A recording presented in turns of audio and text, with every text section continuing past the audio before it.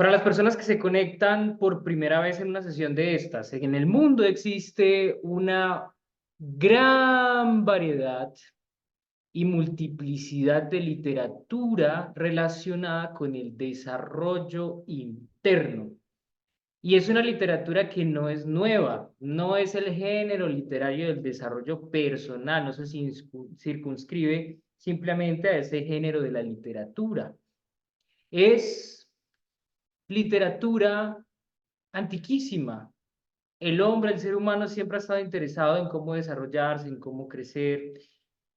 Y lo que nos atañe en este diplomado no solamente es el desarrollo personal, sino la evolución espiritual. Hay algo muy importante que debemos tener en cuenta y es que una cosa es la autorrealización y otra cosa es la realización divina. La autorrealización es la plenitud que podamos llegar a experimentar en todos los ámbitos y aspectos de nuestra vida, a nivel financiero, a nivel de relaciones interpersonales, a nivel laboral, a nivel profesional. Es, es el éxito. Y la realización divina es la trascendencia de lo fenoménico. Es la trascendencia de lo fenoménico para el encuentro místico con lo absoluto, con lo absoluto. Entonces la literatura que abordamos en estas sesiones tiene que ver precisamente con ese doble propósito, el de la autorrealización y el de la realización espiritual. Ahora, hemos estado abordando el libro Vedanta Voz de Libertad y hoy vamos a continuar con esta lectura. Así que procedamos. Vedanta Práctica 2. En varios Upanishads, recordemos que los Upanishads son textos muy antiguos. En varios Upanishads descubrimos que esta filosofía Vedanta no es solamente el resultado de la meditación en el bosque, pero que las mejores partes de esta fueron pensadas y expresadas por cerebros que estuvieron ocupados con las actividades de la vida diaria. Nosotros no podemos concebir a ningún hombre más ocupado que a un monarca, un hombre que está gobernando millones de personas. Y aún así, algunos de esos hombres fueron grandes pensadores. Todo muestra que esta filosofía debe ser práctica. Más tarde, cuando llegamos al Bhagavad Gita, muchos de ustedes quizás lo hayan leído, es el mejor comentario que tenemos sobre la filosofía Vedanta. Curiosamente, la escena se sucede en un campo de batalla donde Krishna le enseña esta filosofía a Arjuna. Y la doctrina que sobresale luminosamente en cada página del Gita es la de intensa actividad, pero en el medio de esta, eterna calma. Este es el secreto, el trabajo a ser logrado, que es la meta del Vedanta, inactividad. Como la entendemos en el sentido de pasividad, ciertamente no puede ser la meta. Si así lo fuera, entonces las paredes alrededor nuestro serían las cosas más sabias. Ellas son inactivas. Cascotes de tierra, troncos de árboles muertos, serían los más grandes sabios del mundo. Ellos están inactivos. La inactividad no se vuelve actividad cuando está combinada con pasión. La actividad real, meta del Vedanta, está combinada con eterna calma. La calma que no puede ser movida. La mente en un equilibrio que no puede ser perturbado. sin importar qué suceda. Y todos sabemos por nuestra propia experiencia en la vida que esa es la mejor actitud para el trabajo. Muchas veces me han preguntado cómo se puede trabajar sin la pasión que generalmente sentimos en el trabajo. Yo también pensaba de esta manera algunos años antes, pero a medida que envejezco, adquiriendo más experiencia, me doy cuenta que no es verdad. Mientras menos pasión haya, mejor es nuestro trabajo. Mientras más calmos somos, mejor es para nosotros y mayor es la cantidad de trabajo que podemos hacer. Cuando dejamos salir nuestros sentimientos, perdemos mucha energía, destruimos nuestros nervios, perturbamos nuestra mente y logramos muy poco. La energía que debe salir hacia afuera como trabajo es gastada como mero sentimiento que no cuenta para nada. Es solo cuando la mente está muy calma y recogida que la totalidad de su energía se usa en buen trabajo. Y si lees la vida de los máximos trabajadores que el mundo produjo, descubrirás que ellos eran maravillosamente calmos. Nada pudo desequilibrarlos. Por eso es que el hombre que se enoja nunca puede hacer mucho trabajo. Y el hombre al que nada puede hacerlo enojar, logra tanto. El que deja escapar su enojo u odio o cualquier otra pasión no puede trabajar. Él solo se quiebra en pedazos y no hace cosa práctica alguna. Es la mente calma que perdona, justa, bien equilibrada, la que hace la mayor cantidad de trabajo. Vedanta dice que esto puede ser realizado no solo en lo profundo de los bosques y cavernas, sino en todas las posibles condiciones de vida.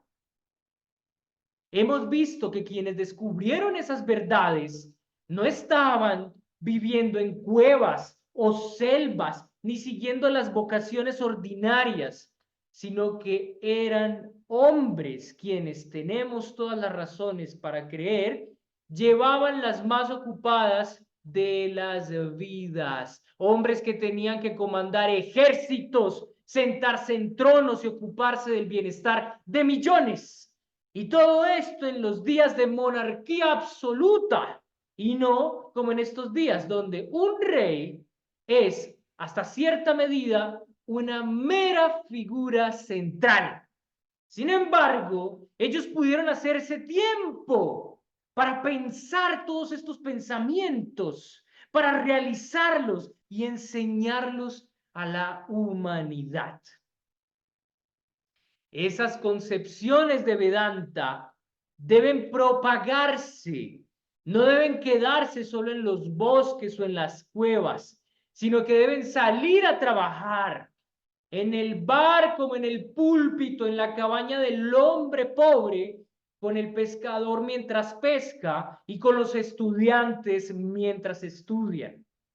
Ellas llaman a cada hombre, mujer y niño, cualquiera sean sus ocupaciones, donde sea que estén. ¿Y qué hay allí para temer? ¿Qué? ¿Cómo puede el pescador y todos ellos vivir a la altura de los ideales de los Upanishads? El sendero ha sido mostrado. Este es infinito. La religión es infinita. Nadie puede traspasarla. Y todo lo que hagas sinceramente es bueno para ti. Hasta las cosas más sencillas, bien hechas, traen resultados maravillosos. Entonces, deja que todos hagan tanto como puedan. Si el pescador piensa que es el espíritu, él será un mejor pescador. Si el estudiante piensa que es el espíritu, él será un mejor estudiante. Si el abogado piensa que es el espíritu, él será un mejor abogado. Y así sucesivamente. Vamos ahora a abrir un espacio para comentar lo que acabamos de leer. Así que pueden pedir la palabra o hacer sus comentarios en el chat para leerlos. Mientras tanto, esto lo hablábamos en la clase de ayer. Cuando estamos atentos, estamos en calma y recogidos. Y la energía no se desperdicia. Cuando estamos atentos durante el día a través de alguna de las prácticas que ustedes han podido aprender en el diplomado, con la atención plena en la respiración, por ejemplo, en el cuerpo, habitando el cuerpo que estamos estudiando actualmente esa clase en las sesiones de estudio y meditación, cuando estamos habitando el cuerpo, ahorramos mucha energía, somos más productivos. Voy a retomar algo acá, miren.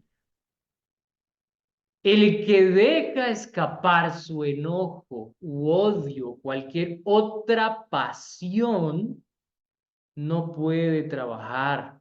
Él solo se quiebra en pedazos y no hace cosa práctica alguna. Por el contrario, en la mente calma, que perdona, justa, bien equilibrada, la que es la que hace la mayor cantidad del trabajo.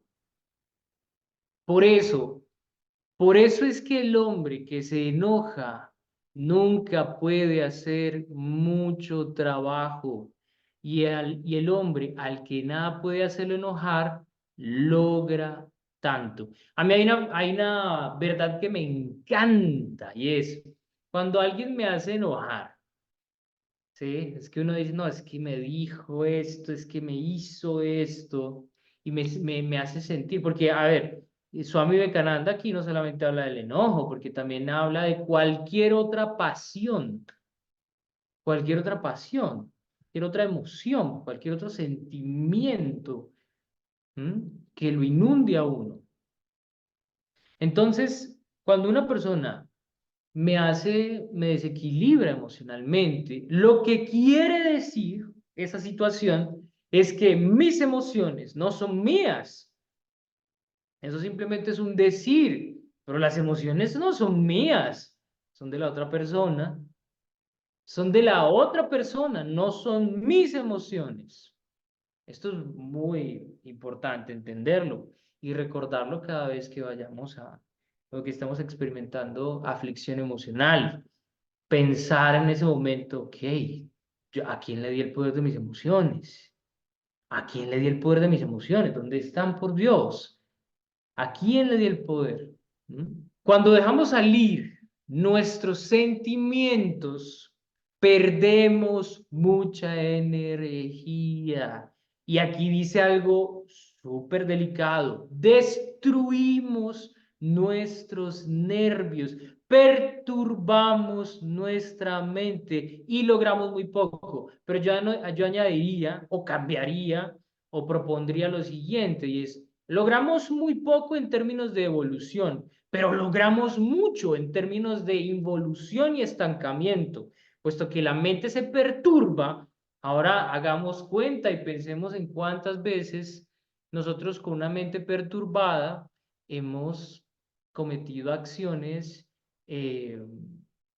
donde no hubo empatía, donde primó el odio, donde primó el egoísmo, donde primó la envidia, donde primó la histeria, donde primó la violencia, donde primó el desquicio.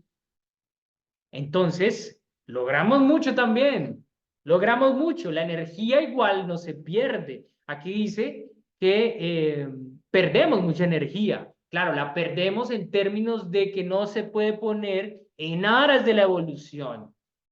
pero la invertimos en involución. El estancamiento no existe. El estancamiento no existe, existe evolución e involución todo el tiempo. Y los pensamientos o son involucionarios o son evolucionarios. Es muy interesante porque muchas veces decimos, no, es que soy un ser en evolución. Está muy bien pensar eso, pero está bueno también darnos de vez en cuando una buena ducha fría de realidad, de cruda realidad, y darnos cuenta que todo el tiempo es una batalla. O sea, vamos así, ¿no? Es una evolución en espiral, ¿no? ¿Hacia dónde tiende la espiral? O hacia, ¿sí? Entonces, importante entender eso. Feliz noche, Norma. Lupita pregunta, entonces, ¿de qué manera se tendría que hacer catarsis? Oh, qué buena pregunta. Porque si esas emociones no salen, se reflejarán, como lo vimos en la clase pasada.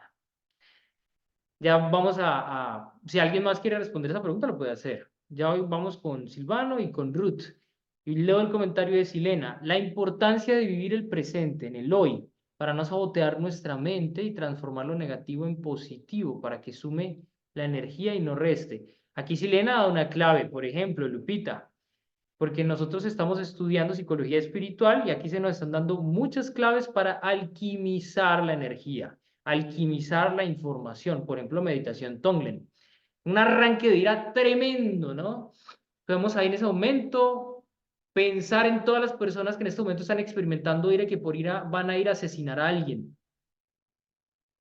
Pensar en esas personas, con ira van a ir a asesinar a alguien, van a insultar a alguien, van a humillar a su familia, van a poner en riesgo la honra de su familia, por ejemplo. No sé, tantas situaciones que se pueden ocasionar con la ira. Entonces, pensar en esas personas y a través de meditación Tonglen, tomando la ira de esas personas y transmutándola, yo puedo alquimizar, transformar esa información. Las emociones son información. Ahora, como veíamos en la clase el día de ayer, toda esa información emocional, toda esa información emocional tiene que ver con la historia personal. Es la historia personal. Entonces, probablemente emoción que estás experimentando en ese momento no esté asociada 100% al evento en sí. El suceso actual es un detonante para algo que no has resuelto en ti. Esto me recuerda a la historia de un compañero, una persona con la que compartí hace unos años, y él me decía, yo cuando siento ira voy a la almohada y le pego muchos puños, ¡ah! Y grito, ¡ah! Entonces él me recomendaba, tú tienes que hacer eso cuando sientas mucha ira, ¿no? Ve allá y gritas y esto y lo otro, ¿no? Yo nunca le seguí el consejo, pero al hombre conozco un poco de su vida personal y la técnica de catarsis de esa manera no le ha funcionado. Entonces es muy importante, me parece a mí, en el tema de la catarsis, es hacerse responsable de lo que uno está sintiendo. Eso es lo primero. No es culpa de la otra persona, las emociones son 100% mías. Son mías. Yo soy el que me estoy sintiendo así, yo me responsabilizo. Listo, si hay que llorar, bueno, lloro, ¿va? Si hay que llorar, estoy llorando, pero sin perder la conciencia de que todo es mi responsabilidad, todo se origina en mí. Voy a darle la palabra a Silvano. Maestro, buenas Y luego, noches a cada uno de mis compañeros.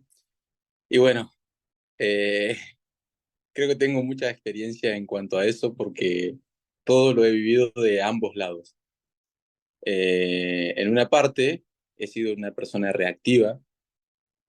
Justamente en el 2022, yo me encontraba en Resistencia Chaco, eh, y justo me tocó un jefe de eso, pero muy malvados. Una persona que el objetivo de esta persona no era cumplir los objetivos, sino arruinar a las personas. Incluso llegó a despedir a 3 o 4 personas sumamente importantes. Y, y da la casualidad que justamente esta persona me toca a mí como jefe. Y yo obviamente también soy jefe de otras personas, así que esta persona me bajaba órdenes a mí y yo era el que hacía ejecutar las órdenes. Llegó un momento que esta persona me llegó a sacar tanto de quicio que yo hasta soñaba con esta persona en saltar el escritorio y darle un par de golpes. Y gracias a esta persona Y gracias, lo sabio que es el universo, porque en ese momento la odié con toda mi alma, pero gracias a esta persona fue que no tuve otra solución que comenzar a meditar. ¿Y qué me di cuenta? Justamente por eso le contaba que tengo las dos versiones, porque estuve de los dos lados. Bueno, comencé a meditar, a meditar, a meditar, a meditar y meditar. ¿Qué comencé a ver? No sé si mis compañeros saben, yo antes de comenzar a meditar sufría de insomnio, sufría de ansiedad, sufría gastritis, a veces 3 noches enteras que no dormía. Por eso justamente quiero poner en contexto todo esto. Cuando comencé a meditar me di cuenta que a las 8 semanas, 10 semanas, no recuerdo muy bien, recién comencé a ver los cambios. Yo antes no entendía por qué meditaba. Comencé a ver los cambios. ¿Qué cambio comencé a notar? Que me volvía más recursivo. ¿En cuanto a qué? Me bajaban un trabajo y quizás había una alternativa para resolver ese trabajo, ese objetivo, cumplir esa misión. Pero justamente me daba cuenta que no sé cómo se me ocurría otra alternativa, quizás más rebuscada, y terminaba resolviendo el problema quizás más eficiente. Y mi sorpresa era, wow, o sea, ¿cómo llegué a esa conclusión? O sea, a nadie se le había ocurrido. Y comencé a darme cuenta que esas alternativas comenzaron a surgir justamente cuando comencé a callar el ruido de la mente. Entonces comencé a usar la mente solamente cuando era necesario. Y ahí me di cuenta de lo poderoso que era. Después, justamente también tengo muchos compañeros que me dicen, qué cansado que estoy. Y cuando comienzo a evaluar el día, quizás no hemos hecho nada. Y ahí me di cuenta que el desgaste que ocasionan los pensamientos, el desgaste, el desgaste energético, por ahí. Y también me di cuenta de otra cosa, por ejemplo, muchas veces mis compañeros me decían, estábamos saliendo un viernes, yo el fin de semana no trabajo, y me decía, ¿comenzaste a hacerlo de lunes? Yo le decía, no, lo del lunes es problema del yo del lunes. Ahora que es viernes, me toca descansar. Y ahí me di cuenta que muchas personas llegan el lunes cansados a enfrentar la tarea. ¿Por qué? Porque todo el sábado y todo el domingo estuvieron procesando la información de cómo resolver más eficazmente el problema del lunes. Yo capaz que voy el lunes, me encuentro con el problema y lo resuelvo el lunes. No trato de que ocupe mi fin de semana. Eso únicamente, maestro. Gracias. Maravilloso, maravilloso ejemplo. Lo dices todo. Voy a leer comentario de Anita. Primero, Janine. Dice, Janine, yo con sesiones de Power Yoga saco toda la energía negativa y frustraciones. La actividad física, otra solución para la catarsis. Aquí estamos, interesante cómo se van resolviendo todo. Intenciono mi práctica de yoga con la ira o molestia que pude sentir. Muy bien, genial. La actividad física, muy recomendada. Anita dice, maestro, buenas noches. Una consulta, por favor, respecto a las emociones que puedan salir en mí, respecto a que me hagan o me digan lo que, perdón, o me digan, lo he podido manejar tranquilamente con mi respiración. Pero, ¿cómo hacer para manejar mis emociones respecto a que yo pueda observar cómo humillan a otras personas que están a mi alrededor y yo me siento triste? Entonces, ¿cómo hago para mantenerme tranquila respecto a esta situación? Precisamente hoy pasó, eso es mi trabajo y no pude evitar llorar por lo que les hicieron, por lo que le hicieron a mis compañeros. Es que la emoción es información, y uno puede decidir qué hacer con esa emoción. Entonces esa emoción te puede movilizar a la acción. Entonces utilizas toda esa energía y la movilizas hacia la acción. Entonces, por ejemplo, un distintivo de la compasión es la creatividad. Entonces, ¿cómo puede ser tu creativa en ese momento? Entonces, si a tus compañeros les pasó todo eso, listo, entonces, ¿cómo puedes tú para hacerlos sentir, qué puedes hacer tú para hacerlos sentir mejor? Que no puedes evitar que les hagan eso, porque hay una cosa muy cierta acá, uno no puede evitar ciertas cosas. Escuchaba al mediodía que hoy a 100 palestinos, yo no creo que eso haya sido hoy, fue ayer o antier, los asesinaron, creo que fue del aire, ¿no? Los asesinaron, fueron por comida y los asesinaron, y nosotros estamos aquí. ¿Qué podemos hacer nosotros aquí por ellos? ¿Qué podemos hacer aquí, o sea, para evitar eso? O sea, que suceda eso. No se puede evitar, pero sí puede surgir emociones que nos puedan movilizar al cambio. ¿M? Nos puedan movilizar al cambio. ¿Sí? Entonces, en ese caso, ¿tú qué puedes hacer para que tus compañeros se sientan mejor? No sé, los puedes invitar a comer algo, eh, no sé cuál haya sido la situación en particular. Ahora, si puedes evitar que eso suceda, entonces movida por toda esa energía que está surgiendo en ese momento y puedes hacer algo para que eso no suceda, listo, genial, maravilloso, ¿bien? Pero quedarnos en la tristeza y hundirnos en la tristeza, no va a pasar nada ahí, no va a pasar nada ahí, tenemos que movilizarnos, movilizarnos. Y aquí voy a aprovechar esto que estamos comentando para volver al texto. Y dice así, hemos visto que quienes descubrieron esas verdades no estaban viviendo en cuevas o selvas ni siguiendo las vocaciones ordinarias, sino que eran hombres quienes tenemos todas las razones para creer, llevaban las más ocupadas de las vidas. Hombres que tenían que comandar ejércitos, sentarse en tronos, ocuparse del bienestar de millones. Y todo esto en los días de monarquía absoluta. Y esto tiene que ver todo con inteligencia emocional, eran personas ecuánimes, ecuánimes, las emociones no los desestabilizaban. Si la emoción surgía, era para actuar en favor de. La energía que debe salir hacia afuera como trabajo es gastada como mero sentimiento que no cuenta para nada. Entonces yo me puedo sentir aquí muy triste y todo lo demás y eso no genera un cambio.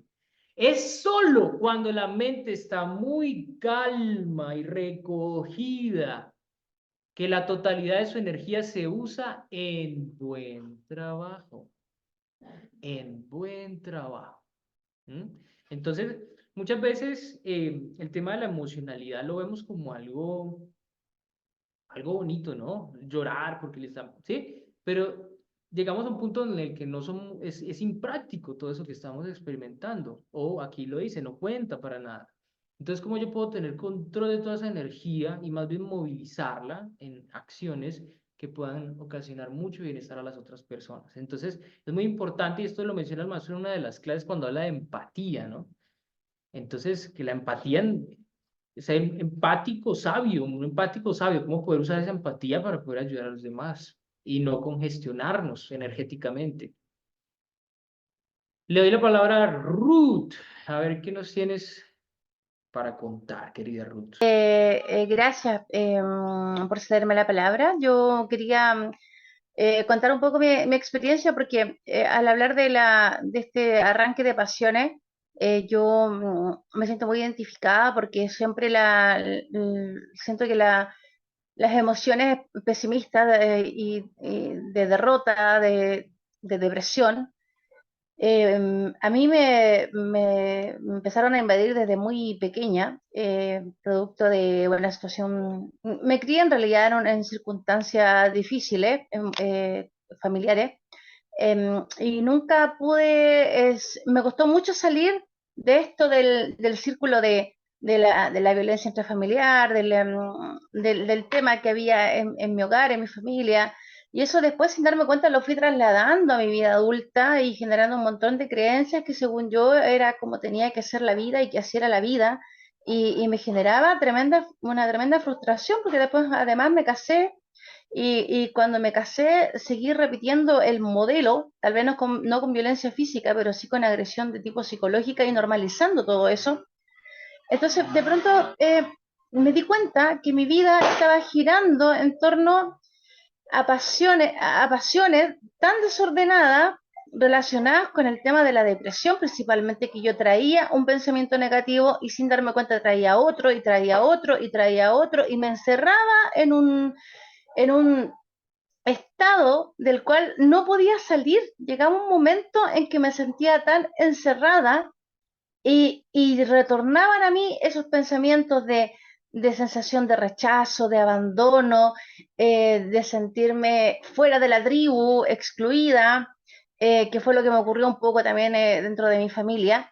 Yo probé de todo, probé en la sanidad de la niña interior, en las constelaciones familiares, que sí digo, eran cosas que me daban alivio en su momento, pero en realidad cuando me di cuenta de que me había transformado en una adicta a la depresión y me di cuenta que paradójicamente ser adicta a la depresión era mi refugio, era mi refugio, era también mi forma de escapar, era mi zona de confort, querer morirme, ojalá no despertar al otro día y estar constantemente, por años estuve en tratamiento psicológico, psiquiátrico, y era mi zona de confort porque yo sabía que mientras estuviera ahí era la víctima de la circunstancia y yo no podía hacer nada. Y todo se gatillaba a raíz de esta emoción que yo no podía controlar porque era tan poco lo que me conocía, no entendía de dónde venía, no entendía, lo entendía a grandes rasgos, pero no lo podía integrar, ni racionalizarlo, ni menos aún gestionarlo desde la emoción, porque lo que menos tenía era gestión de la emoción. Entonces, cuando me di cuenta de lo víctima que había estado siendo yo de eso y de la adicción que yo tenía al sufrimiento, una adicción a sufrir, y como lo digo, a mí aún me suena paradójico decirlo, cómo una persona puede ser adicta a sufrir, adicta a estar depresiva. Era mi zona de confort, ahí yo me sentía segura, porque sabía que si salía de ahí no sabía qué iba a hacer. Entonces cuando me sentía adicta, dije yo, bueno, ¿qué hago con todo esto? De pronto empecé a mirarme hacia adentro, ¿no? Que es también uno de los motivos por los cuales después decidí integrarme acá a este grupo, mirarme hacia adentro, porque esto es algo que yo he trabajado por mucho tiempo, no es como les digo yo desde niña que he sufrido de depresiones fuertes. Entonces, cuando me di cuenta que en realidad la única responsable de todo esto era yo y que ya bastaba de echarle la culpa a mi mamá, a mi papá y que la circunstancia y la sociedad y la política y el país y la pobreza y que la responsable real de esto era yo, entonces ahí me di cuenta que yo podía poner el límite y que esa pasión, ese arranque de pasiones, de emociones que me robaban el equilibrio, simplemente bastaba, simplemente entre comillas, ¿no? Bastaba con que yo las mirara, las observara, las aceptara y dijera, bueno, esto me tocó, esto tuve que vivir y de aquí en adelante lo tengo que cambiar y es mi responsabilidad. Me hago responsable de lo que ocurre en mi vida y cuando me hice responsable de lo que había ocurrido en mi vida, de lo que había pasado, dije yo, bueno, ahora ya no puedo culpar a nadie, no soy víctima. Y sentí que el poder que le había cedido a tantas personas y a las circunstancias, el poder había retornado a mí y ahora yo tenía el poder para poder transformar esa realidad. Entonces, cuando tú hablas de esto, del arranque de las pasiones, de las emociones que nos desequilibran, claro que sí, nos quitan el equilibrio, nos roban el equilibrio, porque muchas veces no somos capaces o no podemos simplemente, o nuestro estado de evolución o involución, como queramos llamarlo, no sé, no nos permite a veces mirar, pero cuando lo miramos y nos damos cuenta, entonces ahí soy responsable y tengo una gran tarea por delante que probablemente sea una larga y ardua tarea, pero a la vez muy bonita porque nos permite evolucionar. Eso quería aportar. Gracias. Mira.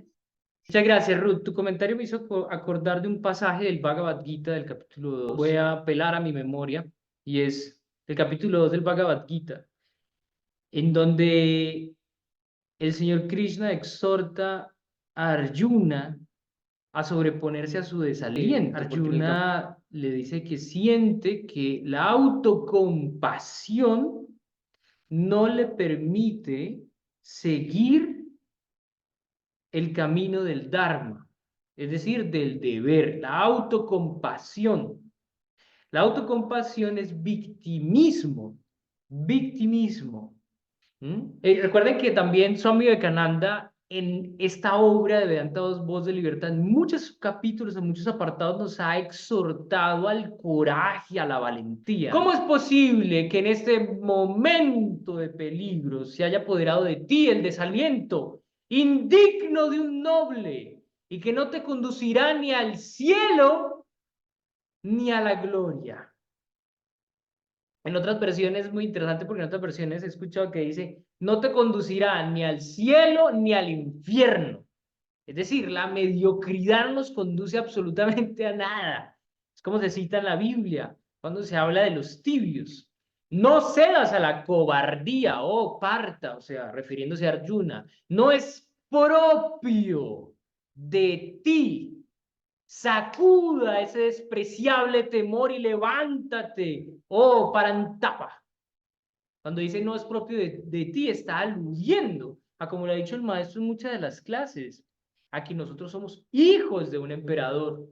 Somos hijos de un emperador. Entonces, las emociones no pueden atribularnos al grado tal de llevarlos a la inacción, porque en el mismo apartado de la obra que estamos leyendo, Swami Vivekananda nos exhorta a la acción. Dice,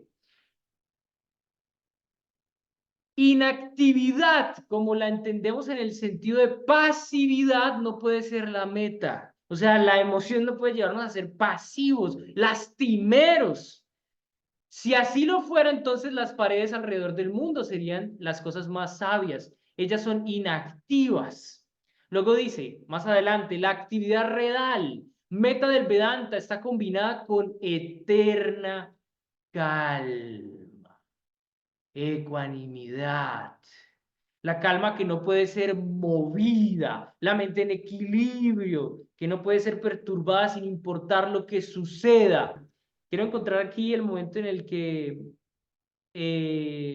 Arjuna habla de su autocompasión como algo que le impide seguir el Dharma. La voy a colocar, voy a colocarla en estos momentos aquí.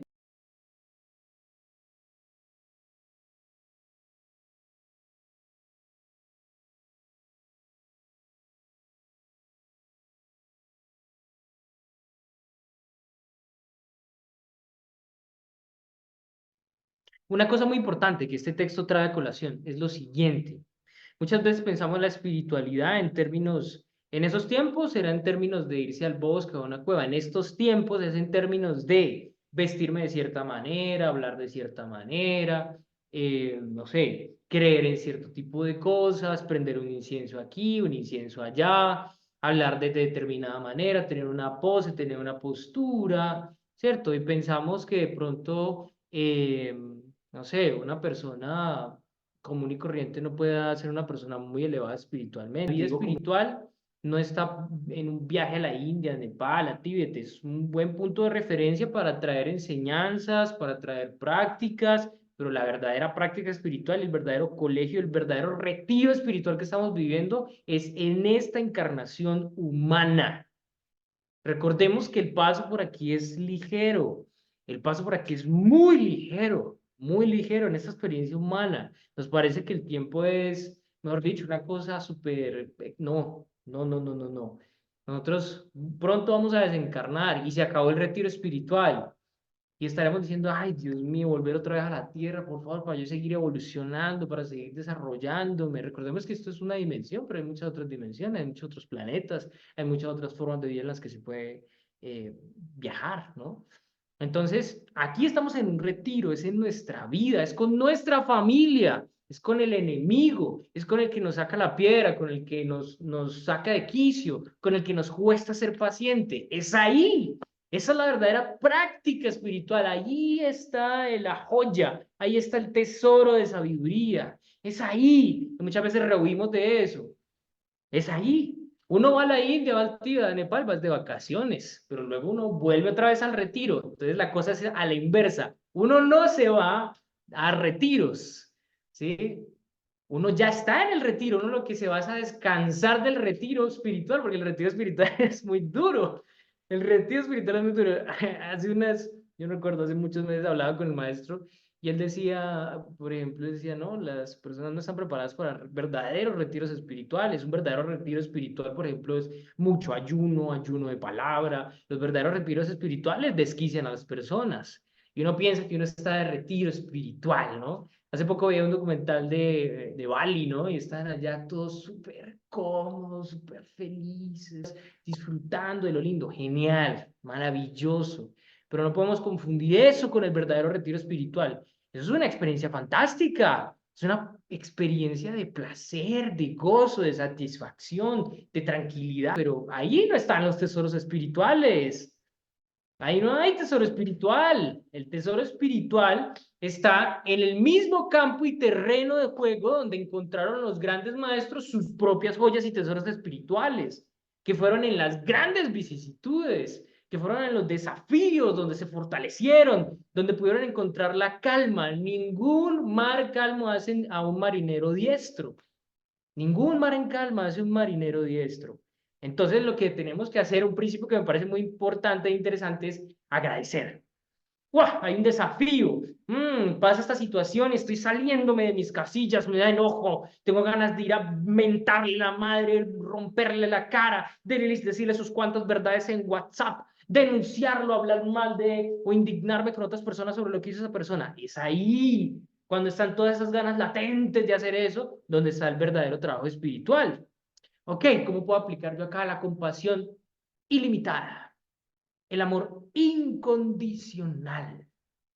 ¿Cómo puedo ahí hacerlo? ¿Cómo puedo ser empático con una persona que actúa de manera villana, digámoslo, ¿no? ¿Cómo puedo yo ser empático no solamente con la pobre víctima que sufre? ¿Cómo puedo ser empático con el victimario? Dios mío, es ahí donde se encuentra la sabiduría, es ahí donde se encuentra la capacidad para actuar de manera ecuánime, ecuánime, ¿sí? Por ejemplo, estoy dando ejemplos, ¿no? Ejemplos, ejemplos. Cada uno tiene sus trabajos, ¿no? Cada uno tiene sus lecciones, cada uno de nosotros tenemos nuestros rollos, nuestros desafíos, nuestras tareas pendientes, nuestras tareas metidas ahí en el cajón con la excusa de, no, es que yo soy así, ayer que hablábamos del carácter, es que esa es mi personalidad, es que yo soy así, ese es mi carácter, ¿sí?